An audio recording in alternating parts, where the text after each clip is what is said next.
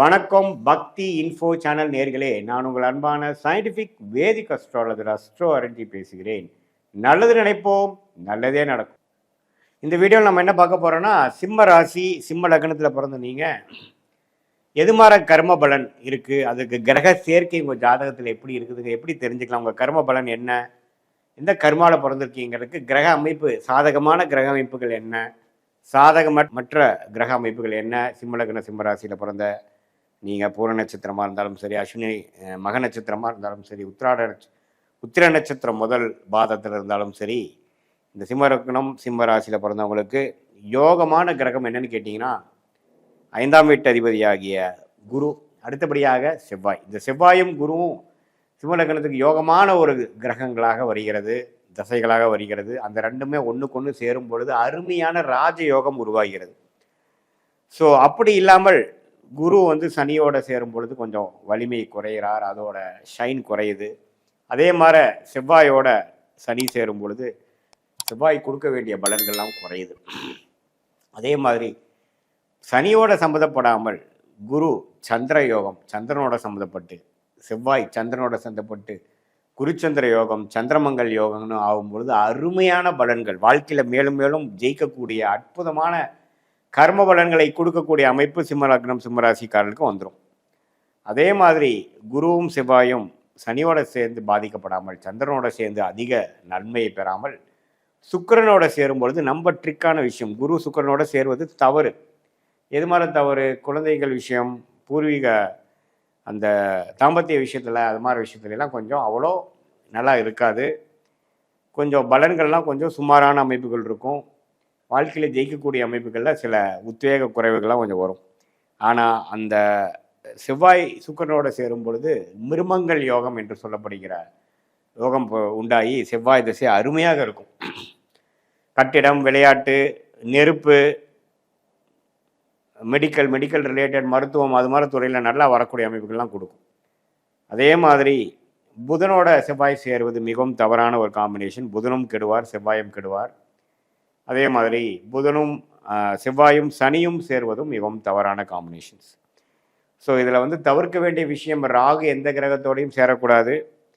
சனி எந்த கிரகத்தோடு சேர்ந்தாலும் அது கொஞ்சம் பிரச்சனைக்குரிய அமைப்பாக இருக்கும்.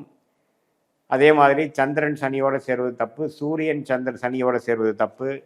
இதெல்லாம் புத்திர விஷயத்திலையும் அப்பா விஷயத்திலும் நமக்கு ஒரு நல்ல அமைப்புகள் கொடுக்காம போகிறதுக்கு வாய்ப்பு இருக்குது. இதையே ஒரு குரு பௌர்ணமி சந்திரன் ஒளி பொருந்திய ஒரு அமைப்பில் இருக்கும் பொழுது, சுக்கிரனின் தாக்கத்தில் இருக்கும் பொழுது, புதனின் தாக்கத்தில் இருக்கும் பொழுது நல்ல பலன்கள் கிடைக்கும். ஸோ உங்கள் ஜாதகத்தில் எது மாதிரி காம்பினேஷன்ஸ் இருக்குதுன்னு பாருங்கள். அதில் சிம்ம லக்னத்துக்கு வரவேண்டிய தசைகளாகிய செவ்வாய் திசை குரு திசையில் அருமையாக இருக்கும். வரக்கூடாத திசைன்னு எடுத்துட்டிங்கன்னா கண்டிப்பாக சனி திசை தான். ஸோ சனிக்கும் சூரியனுக்கும் ஆகாது. அதனால் சூரியன் தான் சிம்மராசியோட அதிபதி, சிம்ம லக்னத்தோட அதிபதி. ஸோ ரெண்டும் சேருவது தவறு, ஜாதகர் பாதிக்கப்படுவார். ஸோ எது மாதிரி காம்பினேஷன்ஸ் உங்களுக்கு இருக்குது, அதே அவயோக கிரகமாகிய சனி கொஞ்சம் நல்லபடியாக இருக்கும் பொழுது, குரு சுக்கிரன் தாக்கத்தில் இருக்கும் பொழுது கொஞ்சம் நல்ல பலன்கள் கொடுப்பார், பாதிப்பு குறையும். ஸோ இது மாதிரி அமைப்புகள்லாம் உங்கள் ஜாதகத்தில் எப்படி இருக்குது, எது மாதிரி தசா புக்திகள் போய்கொண்டு இருக்கிறது, எதை நாம் எதிர்பார்க்கலாம், எதை நாம் எதிர்பார்க்க வேண்டாம், ஒரு டிகிரத்துக்குள்ள டிகிரி அடிப்படை எவ்வளோ, 15 டிகிரிக்குள்ளே இருந்துன்னா சேர்க்கை, 18 20 டிகிரிக்கு மேலே போச்சுன்னா சேர்க்கையே இல்லை. ஸோ அது மாதிரி அமைப்புகள்லாம் உங்களுக்கு எப்படி இருக்குது அப்படிங்கிறதெல்லாம் நம்ம பார்த்து ஒன்றுக்கு ஒன்று நம்ம அதை நம்ம சயின்டிஃபிக்காக நம்ம பார்க்கும் பொழுது, எது மாதிரி கர்ம பலனில் நீங்கள் பிறந்திருக்கீங்க, எது மாதிரி விஷயங்கள் நம்ம எதிர்பார்க்கலாம், எது மாதிரி விஷயங்கள் ஒன்றுமே ஒரு பிரச்சனைக்குரிய ஒரு அமைப்பு கொடுக்கும், எந்த மாதிரி தோஷத்தை கொடுக்கும், வாழ்க்கையில் எந்த மாதிரி அமைப்பில் அது கை வைக்கும், குழந்தையில கை வைக்குமா, திருமணத்தில் கை வைக்குமா, உத்தியோகத்திலையா, பணத்திலையா, தாயாரா, தகப்பனாரா, உறவுகளா, எந்த கல்யாண விஷயத்துலையா, காதல் கல்யாணமா, எதில் எப்படி காம்பினேஷன்ஸ் கிரக அமைப்பில் சேருது அப்படிங்க. சுக்கிரனே பார்த்திங்கன்னா ராகுவோட சம்மந்தப்பட்ட காதல் விஷயங்கள், சுக்கிரன் ராகு கேது கூட சம்மந்தப்படாமல் நேர்த்தியாக இருந்துக்கிறப்ப அது இருக்காது. இதெல்லாம் ஒரு கிரகமும் கர்ம பிணைகளே பார்த்திங்கன்னா அந்த சேர்க்கையில் தான் இருக்குதே ஒழிய சுக்கிரன் 9ல் இருந்தா என்ன, சுக்கிரன் 10ல் இருந்தா என்ன, குரு 8ல் இருந்தா என்ன, குரு 9ல் இருந்தானாங்கிறதுல பலன்கள் கிடையாது. ஒண்ணுக்கொண்ணு எப்படி இணையுது, எவ்வளோ டிகிரியில் இணையுது, யார் யாரோட சேர்றா, அப்படி பொறுத்து தான் கர்ம வினை இருக்கிறதுங்கிறது நம்மளுடைய 18 வருஷம் அனுபவமாகிய சயின்டிஃபிக் வேதிக் அஸ்ட்ராலஜி முறையில் நம்ம வந்து கற்றுருக்கோம். ஸோ உங்களுடைய பிறந்த தேதி, உங்கள் பிறந்த நேரம் உரை வைத்து துல்லியமான ஜாதகத்தை போடும்பொழுது ஒன்றுமே இந்த பொதுவான பலன்கள் காட்டிலும் ஒன்றுமே துல்லியமான பலன்கள் நம்ம பார்க்க முடியும்.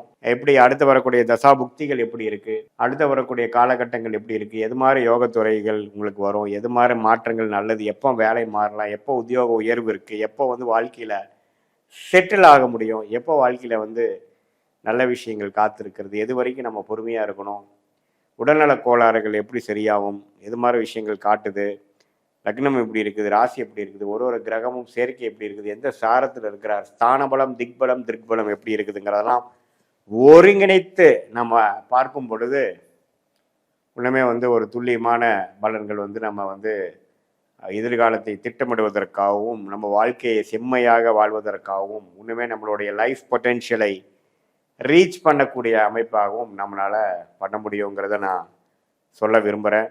இது பொதுவான பலன்களை தவிர உங்களுடைய ஜென்மஜாதகத்தை வச்சு பார்க்கும்பொழுது ஒன்றுமே நல்லா சொல்ல முடியும்.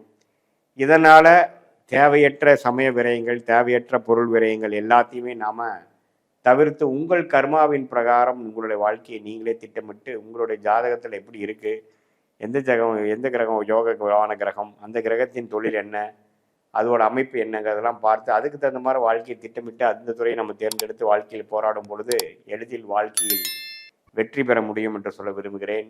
மீண்டும் மற்றொரு காணொளியில் சந்திப்போம். நன்றி. அடுத்து வரக்கூடிய காலகட்டங்கள் எப்படி இருக்குது, எது மாதிரி யோகத்துறைகள் உங்களுக்கு வரும், எது மாதிரி மாற்றங்கள் நல்லது, எப்போ வேலை மாறலாம், எப்போ உத்தியோக உயர்வு இருக்குது, எப்போ வந்து வாழ்க்கையில் செட்டில் ஆக முடியும், எப்போ வாழ்க்கையில் வந்து நல்ல விஷயங்கள் காத்திருக்கிறது, எது வரைக்கும் நம்ம பொறுமையாக இருக்கணும், உடல்நல கோளாறுகள் எப்படி சரியாகும், எது மாதிரி விஷயங்கள் காட்டுது, லக்னம் எப்படி இருக்குது, ராசி எப்படி இருக்குது, ஒரு ஒரு கிரகமும் சேர்க்கை எப்படி இருக்குது, எந்த சாரத்தில் இருக்கிறார், ஸ்தானபலம் திக்பலம் திருக்பலம் எப்படி இருக்குதுங்கிறதெல்லாம் ஒருங்கிணைத்து நம்ம பார்க்கும் பொழுது உண்மையே வந்து ஒரு துல்லியமான பலன்கள் வந்து நம்ம வந்து எதிர்காலத்தை திட்டமிடுவதற்காகவும் நம்ம வாழ்க்கையை செம்மையாக வாழ்வதற்காகவும் உண்மையே நம்மளுடைய லைஃப் பொட்டென்ஷியலை ரீச் பண்ணக்கூடிய அமைப்பாகவும் நம்மளால் பண்ண முடியுங்கிறத நான் சொல்ல விரும்புகிறேன். இது பொதுவான பலன்களை தவிர உங்களுடைய ஜென்மஜாதகத்தை வச்சு பார்க்கும்பொழுது ஒன்றுமே நல்லா சொல்ல முடியும்.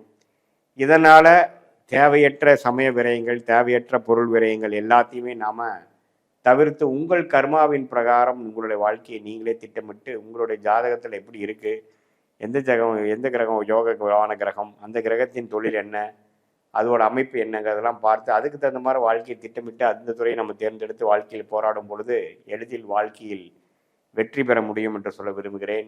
மீண்டும் மற்றொரு காணொளியில் சந்திப்போம். நன்றி, வணக்கம்.